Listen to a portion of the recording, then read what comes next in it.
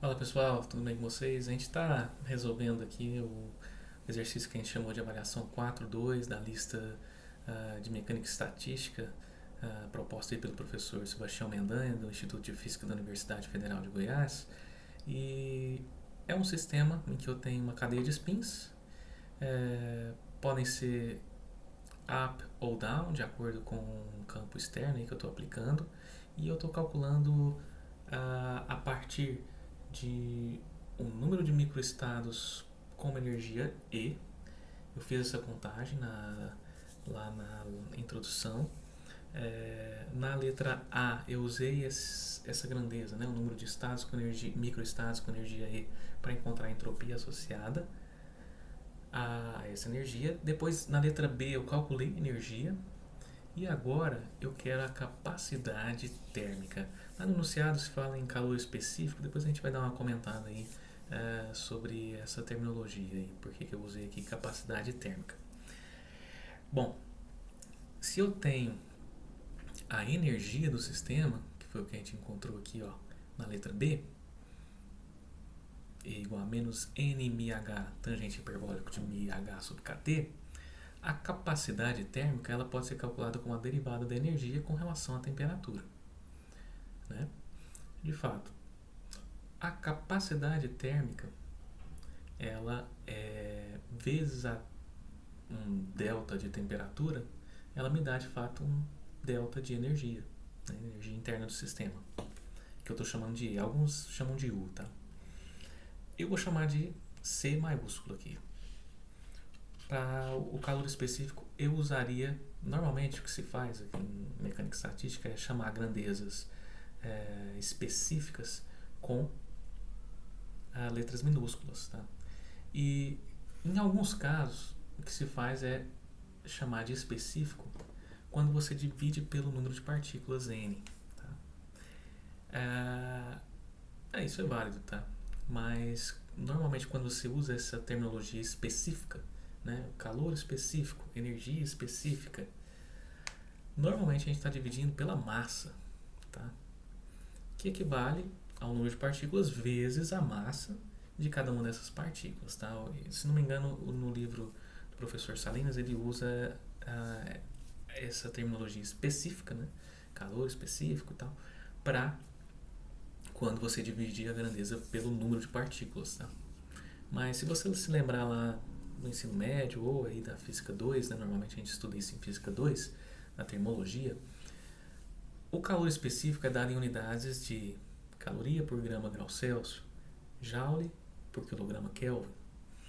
Então, aqui, veja que eu tenho unidade de energia, joule, por temperatura, Kelvin. Está faltando ali o grama, né? Para dar o calor específico. E a capacidade térmica não, a capacidade térmica é justamente unidade de energia por temperatura. Então, eu vou chamar de capacidade térmica. Bom, a energia eu encontrei. E ela está em função da temperatura, então eu consigo fazer essa derivação. Bom, preciso derivar a energia com relação à temperatura.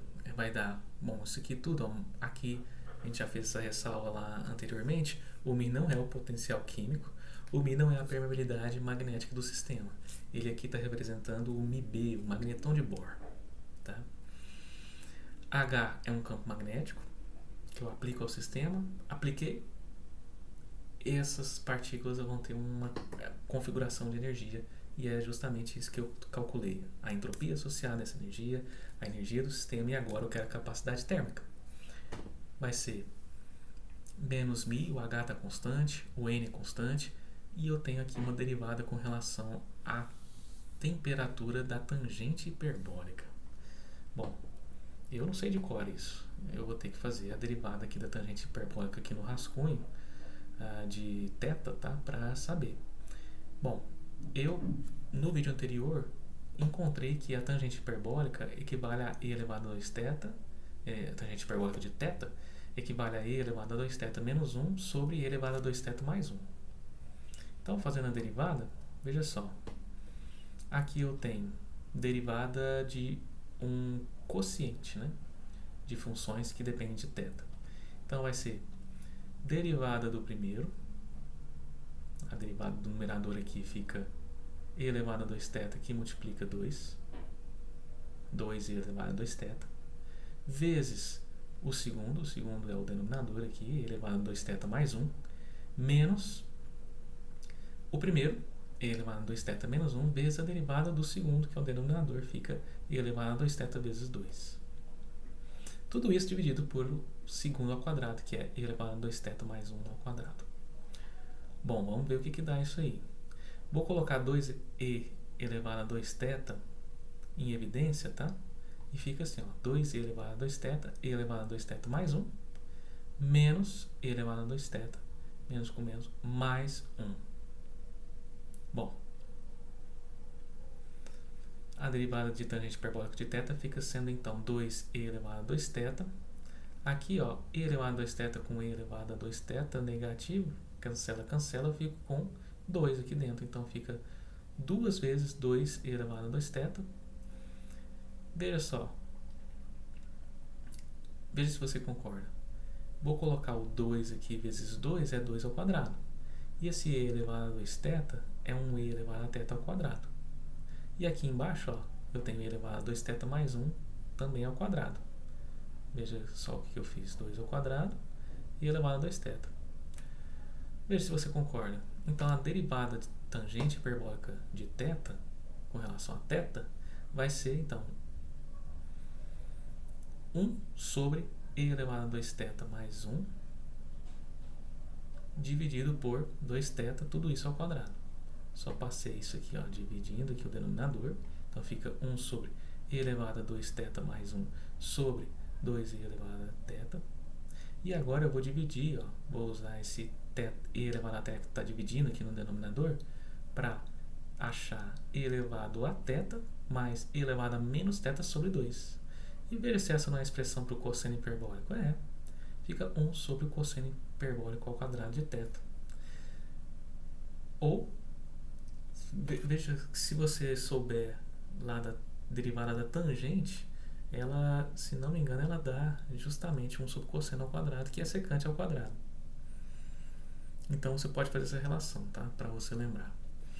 Então, se eu fizer a derivada aqui, vai ficar, então, menos μHn, derivada com relação a T, temperatura disso daqui, vai dar 1 sobre cosseno hiperbólico de μH sobre kT, foi o que eu achei aqui, mas eu tenho a regra da cadeia aqui que eu tenho que aplicar, porque a temperatura está aqui também no operando. Então, eu fico com, a temperatura está no denominador, então eu fico, é como se fosse μH sobre K, que multiplica T a menos 1, né? Então fica menos T a menos 2, então T ao quadrado aqui no denominador. Veja só, menos com menos mais, μH com μH ao quadrado, N, KT ao quadrado, só o T está ao quadrado, 1 sobre cosseno hiperbólico ao quadrado de μH sobre KT. A capacidade térmica, então, vai ser...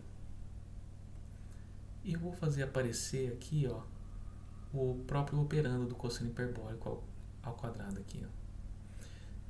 Porque eu tenho μH e T ao quadrado. Para aparecer o K, eu tenho que, como é ao quadrado, né, eu tenho que multiplicar o denominador por K. Mas aí eu multiplico o numerador e eu fico com K μH sobre KT, tudo isso ao quadrado, que multiplica N, 1 sobre cosseno hiperbólico ao quadrado de μH sobre KT. Bom, vamos continuar aqui. Eu só repliquei o que eu tinha lá anteriormente. Eu vou reescrever isso daqui. Vou mostrar para vocês como a gente pode reescrever para ficar ainda mais enxuta essa expressão para capacidade térmica. Olha só. O seno hiperbólico ao quadrado de θ, lembra daquela formulazinha de trigonometria? Seno ao quadrado de θ mais cosseno ao quadrado de θ igual a 1. Né? Para os senos e cossenos hiperbólicos, a gente vai encontrar uma relação parecida. Eu fiz aqui antes, e se eu somar, eu não vou encontrar algo tão interessante quanto se eu subtrair. Veja só o que eu encontro quando eu subtraio seno hiperbólico ao quadrado do cosseno hiperbólico ao quadrado.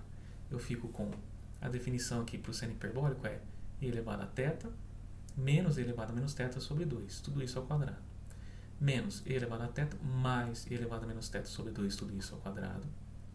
Aí eu tenho, vou desenvolver, e elevado a 2θ menos 2 vezes o primeiro pelo segundo, mais o segundo ao quadrado, menos e elevado a 2θ mais 2 vezes o primeiro pelo segundo, mais o segundo ao quadrado. Tudo isso sobre 4, né? 2 ao quadrado. Olha só, tirando o mínimo fica 4, né? E aqui, ó, e elevado a 2θ menos e elevado a 2θ cancela. E elevado a menos 2θ com menos e elevado a menos 2θ cancela. E aqui eu vou ficar com menos 2, que multiplica e elevado a θ, e elevado a menos θ, menos 2 e elevado a θ, elevado a menos θ. De fato, olha só que eu encontrei, menos 2 mais 2, 4, menos 4 e elevado a θ, elevado a menos θ, 4 com 4 cancela, e elevado a θ com e elevado a menos θ, conserva a base, somos expoentes, e elevado a 0, 1. Então, o seno ao quadrado, seno hiperbólico ao quadrado de θ, menos o cosseno hiperbólico ao quadrado de θ, é menos 1. Tá? Algo análogo a que a gente tem lá na trigonometria, que é seno ao quadrado de θ mais cosseno ao quadrado de θ igual a mais 1. Ora, se eu divido toda essa expressão aqui por cosseno hiperbólico ao quadrado de θ, olha o que eu encontro. Seno por cosseno, menos, aqui vai ficar 1, e aqui vai ficar menos 1 sobre o cosseno hiperbólico ao quadrado de θ. Ó, tá começando a aparecer. Vou colocar para cá, vai ficar positivo, 1 sobre cosseno hiperbólico ao quadrado de θ igual a menos 1 vai para lá positivo, e aqui fica menos seno hiperbólico ao quadrado de θ sobre cosseno hiperbólico ao quadrado de θ. Ora, se não é tangente hiperbólica ao quadrado de θ. Então, ó, vou reescrever a minha capacidade térmica como sendo NK, que multiplica, vou colocar o N aqui, ó, porque se eu quiser seguir com lá os Salinas ou outros livros, né, basta dividir aqui por N que eu encontro o calor específico, tá? Mas vamos deixar assim, capacidade térmica. NK, veja que K é Joule por Kelvin, né, como a gente havia comentado anteriormente. Joule por Kelvin é justamente a unidade de capacidade térmica. Aqui, ó, BH sobre KT, energia sobre energia, vira um número, energia sobre energia, número, consigo calcular a tangente hiperbólica de um número, isso aqui tudo é um número, então eu tenho unidades de capacidade térmica, tá? Bom, o N também é um número, né? Então é a unidade de K aí que vai contar para a capacidade térmica, que é Joule por Kelvin, tá consistentíssimo. Olha só, ficou então uma expressão em função agora de tangente hiperbólica ao quadrado, tá? 1 menos a tangente hiperbólica ao quadrado de μh sobre kt, que multiplica nk μh sobre kt ao quadrado. No último vídeo aí a gente vai plotar essas grandezas que a gente está achando. Veja que aqui eu tenho uma função 1 menos tangente hiperbólica de μh sobre kt, que multiplica uma função quadrática, tá? Isso vai ser importante lá para quando a gente for analisar os gráficos. Beleza? Espero que vocês tenham gostado. Se gostaram, deixe seu like aí, ajuda a gente a crescer, se inscreva no canal, espalhe aí para quem está acompanhando a disciplina, você que está acompanhando essa mesma disciplina em outros institutos de física. Espalhe esse conhecimento, vamos tentar facilitar a vida aí dos nossos graduandos, beleza? Espero que vocês tenham gostado. Valeu!